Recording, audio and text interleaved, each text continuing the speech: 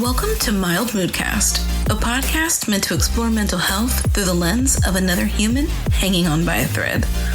I'm Bianca, a registered mental health counselor intern, soon to be LMHC, here to chat about the topics we don't get enough of. So grab your headphones and let's dive into the crazy world of mental health. It's going to be a wild ride.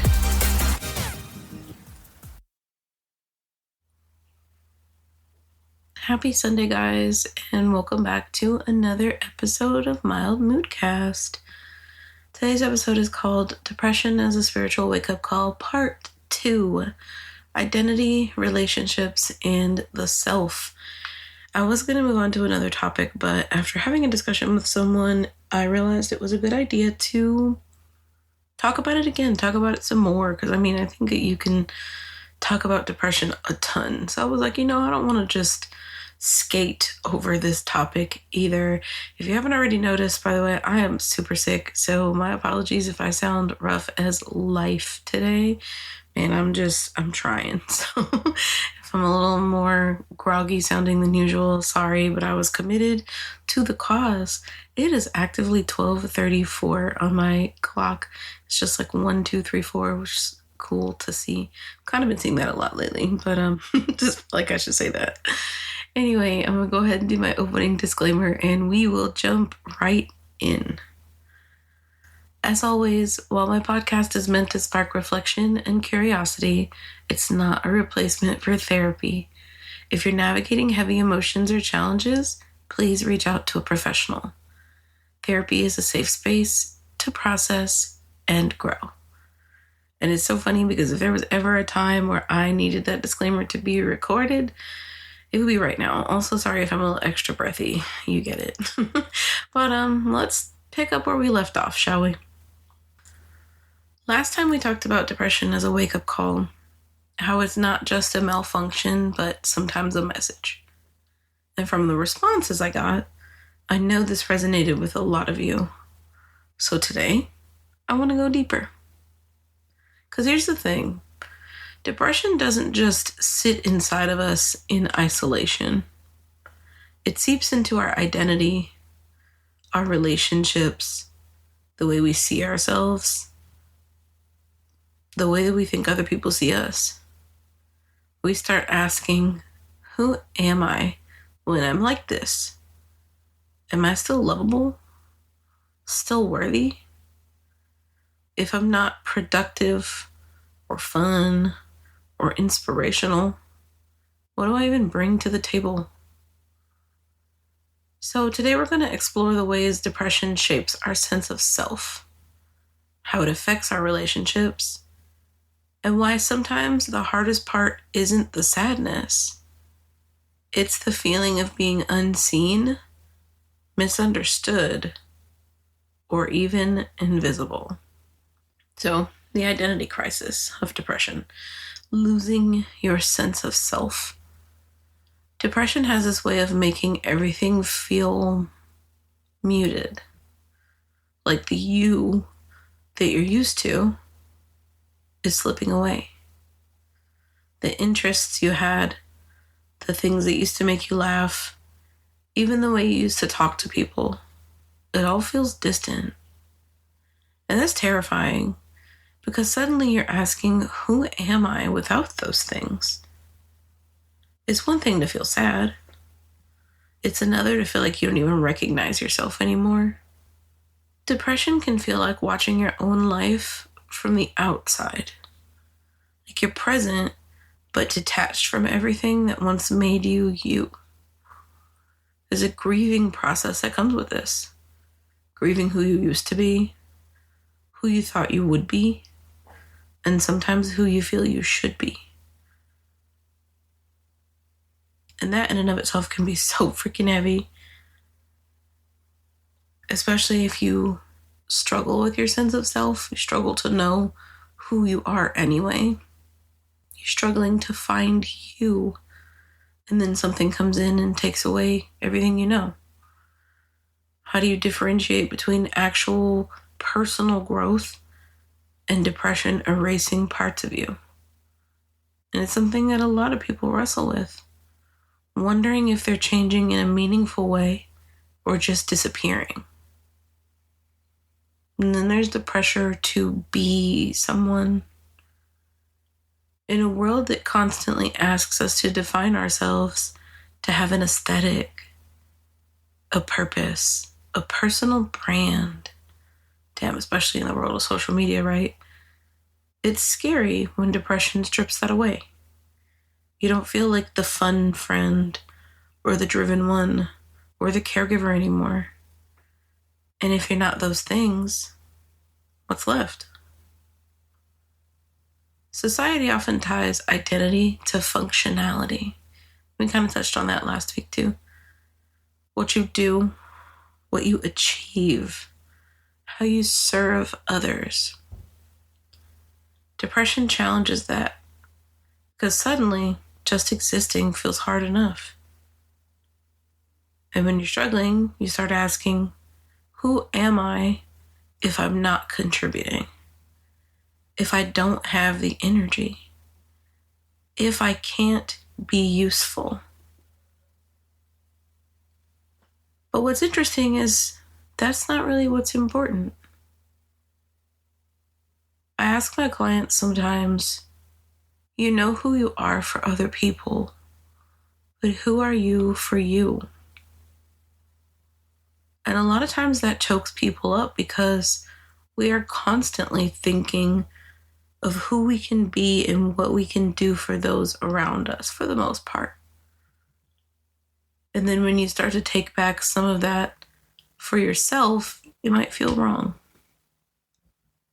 So something good to reflect on today is, who are you beyond what you do for others?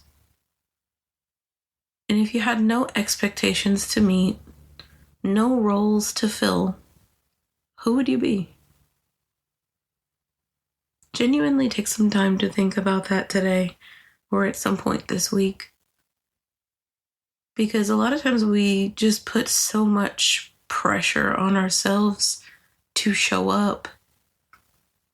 And that's a part of why we start to feel like, who am I if I don't have that? Because there was never a balance to begin with. But we get to the point that we're so burnt out that now that thing that I was clinging to doesn't exist. But let's keep going. Feeling invisible, misunderstood, or too much. How depression warps connection. When depression is heavy, it feels like there's a glass wall between you and everyone else. They can see you, maybe even check in on you, but you don't feel felt. You don't feel understood. And that's what makes depression feel so isolating. Even when people love you, you might think, if they really knew what was going on inside me, would they still want me around? And that's going to lead to two common reactions. Shutting down, deciding not to talk about it at all because it feels pointless, or over-explaining. Trying to put your feelings into words over and over, hoping someone will finally get it. But neither of these responses really help because both leave you feeling just as unseen. And to be honest with you, there's almost like three common reactions, right? Because sometimes you are a mix of both. Sometimes you will over-explain until you realize it feels pointless because no one is hearing you. And then at that point, you shut down. I've been guilty of doing the exact same thing. Hell, I'm the type of person that when I'm going through something, I don't tell people what I'm going through until I'm through it. It's not a good idea. Something that I've been working on because that's, pride getting in the way. But it's amazing because if we didn't have that focus on who we are for others and we started to be able to focus more on ourselves, then we wouldn't shut down as much because we create that space of understanding for ourselves rather than relying on other people to necessarily do it for us. course, it feels good. We want people to be able to understand us, and it's better, of course, to surround yourself with people who do. But if we can't be expected to be consumed in others all the time, then we shouldn't expect that of other people either. And then there's feeling like a burden. One of the hardest parts of depression is the guilt. Feeling like you're too much. Like your struggles are exhausting other people. You might even start thinking, maybe they'd be better off if I just kept this to myself. But I want to reframe that in the same way that I reframe it for myself. Depression lies. It convinces you that your worth is tied to what you can offer others. But real relationships aren't transactional. And I'm going to say that again. Real relationships aren't transactional. And this might be something that immediately gave you pushback, because maybe every relationship in your life today, maybe every relationship that you've ever known has felt transactional. And I'm sorry if that challenges that idea, but that doesn't make those relationships right. Because real relationships aren't transactional. And I think that's also a really hard part of change for people too, is being able to let go of that idea that they have to be everything for everyone. Because someone made them feel that way. You don't have to earn love by being easy to be around. Let's talk about fear of rejection versus the fear of vulnerability. A ton of people fear being abandoned when they're struggling. But what's even scarier is being vulnerable, showing your messiness, your heaviness, and being met with indifference. That's what makes depression so exhausting. You want connection, but you don't want pity. You want support, but you don't want to feel like a burden. And balancing those things feels impossible. I want you to really think for a moment about the connections in your life, your interpersonal relationships.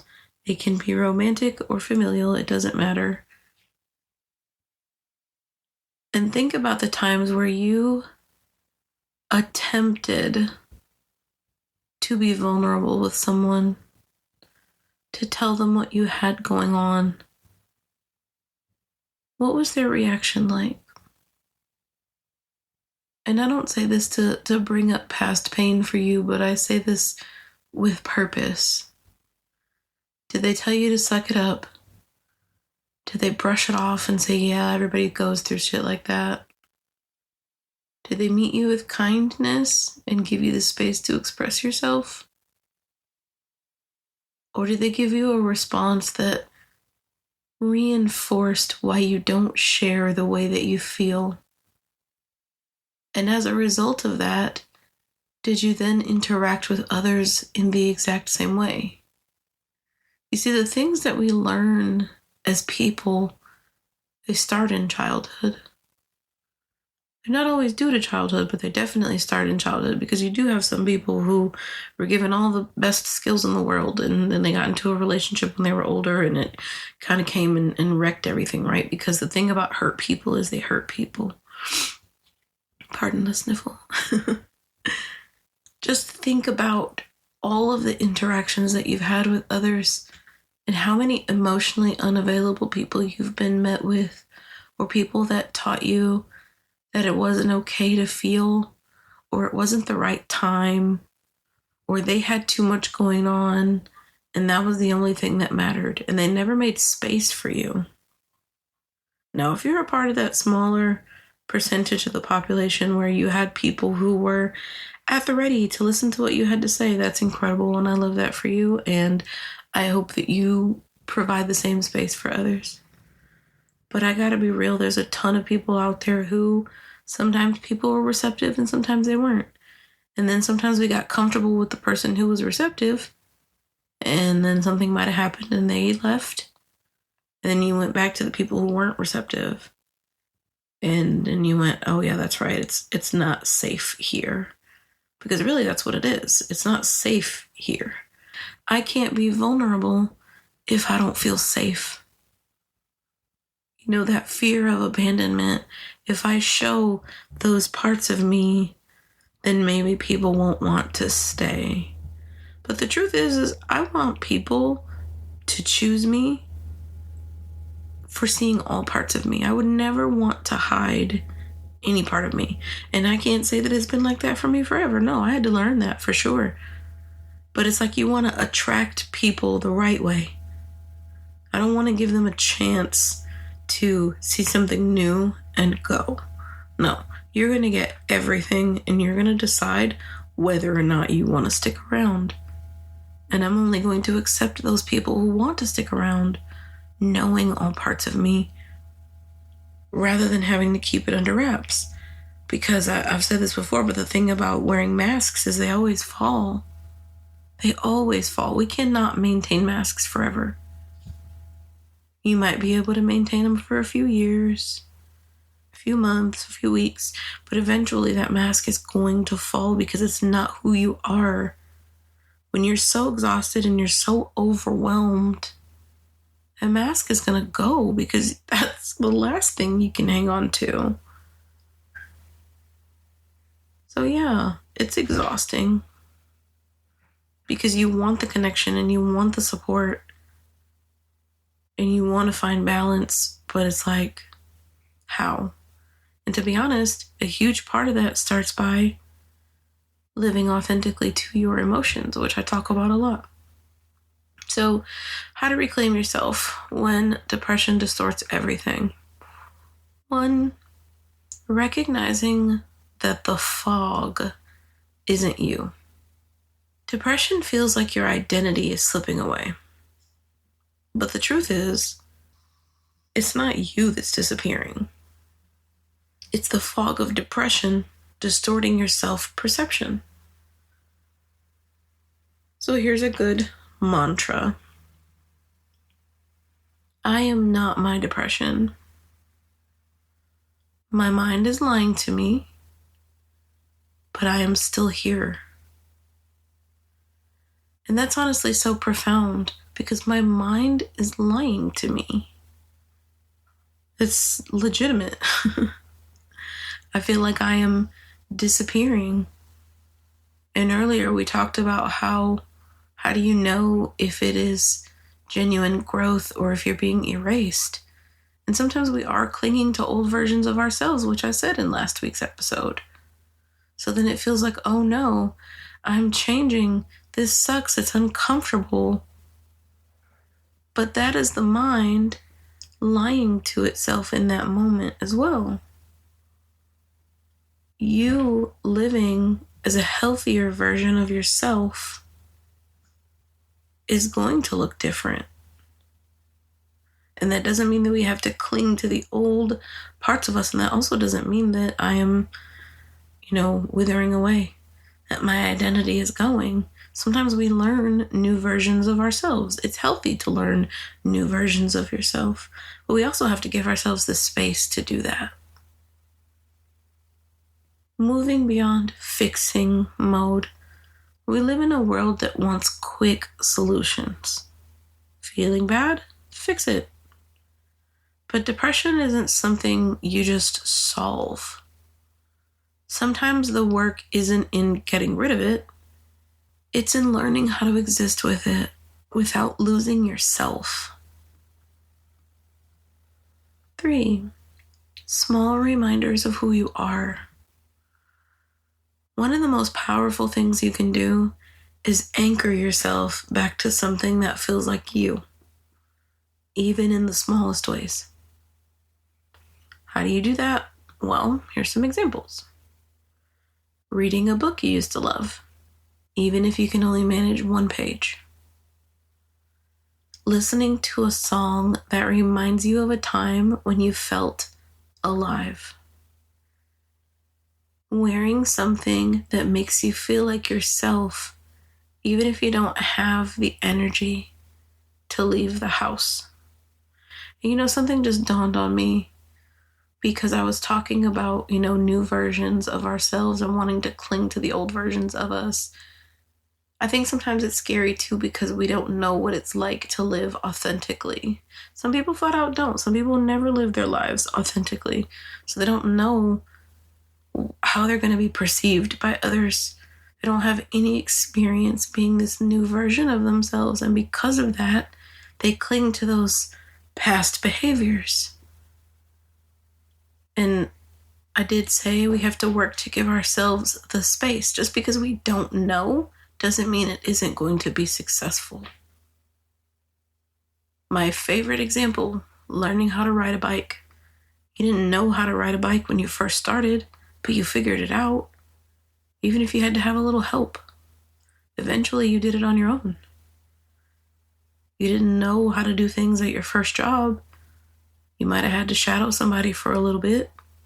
And maybe in this context, shadowing just looks like reading certain things, listening to podcasts to help build your self-esteem, doing affirmations, doing different things that handle that discomfort as it comes. But try not to let the unknown keep you so frozen in that quicksand. You want to let yourself be seen in this light. 4. Depression wants you to isolate. It wants you to believe that no one understands. But the only way out of that loop is to let yourself be seen, even in small ways. So here's a challenge. Send a voice memo to a friend instead of just texting. Say, I'm having a rough day, instead of, I'm fine. Let someone sit with you in your sadness instead of trying to hide it. And also remember that if you are surrounded by people who will not sit with you in your sadness, then you deeply need to reevaluate the people who are surrounding you, even if it sucks. Depression will try to convince you that you're unworthy, unlovable, and alone. But those thoughts, they're not facts. You are still here. You are still worthy. Even when you don't feel like yourself, you're still you. And anything that tries to convince you otherwise is simply untrue. If this episode resonated with you today, I would encourage you to share it with someone who needs to hear it. And I would also encourage you to kind of sit with the thoughts that came up today. Maybe right now it's uncomfortable to reevaluate your friendships, and that's okay. You can start small. The challenge, the voice memo, being honest about the way that you're feeling. Sometimes also we count other people out without even realizing it. We take away their first right of refusal.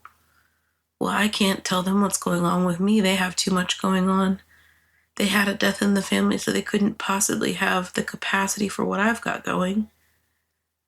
But if they were to not tell you what was going on, you would feel frustrated at them. And you would reassure them and say, you can always come to me, no matter what I have going on. And I want you to ask yourself why that is.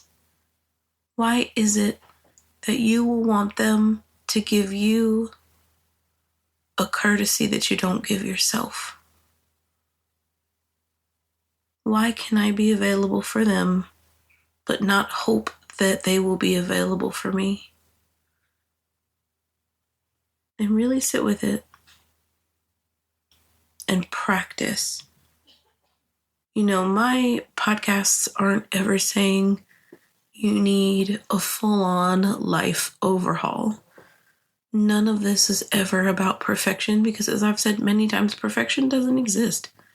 This is legitimately lifelong work. Every time you think you have fixed, just for lack of a better word, but every time you think that you have changed something, you can look at it from another perspective and you can find something else to work on or adjust or see places where it's starting to pop up where maybe you've mastered it in other areas of your life.